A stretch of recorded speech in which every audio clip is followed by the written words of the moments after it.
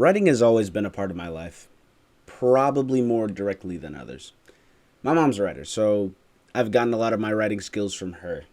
She used to be a journalist, has gotten nominated for a Pulitzer, and has even written a book about caring for the elderly.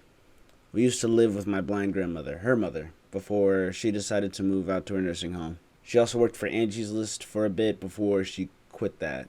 Overall, she's had a lot of background in writing, and a lot of that knowledge has been projected onto me. Whenever my mom writes, she writes about stories that have already taken place. She interviews people. She never really wrote any stories in her head or anything like that.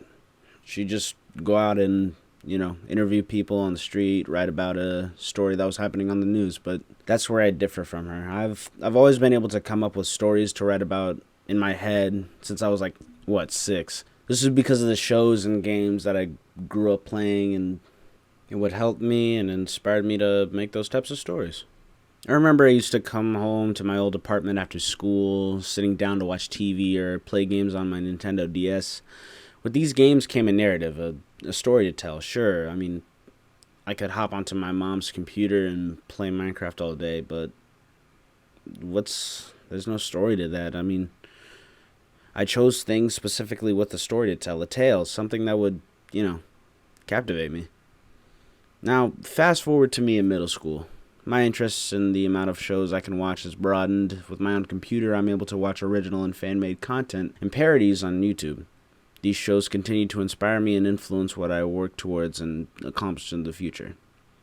Thinking back on what inspired me, it wasn't only inspiration and motivation that influenced me, it was also nostalgia.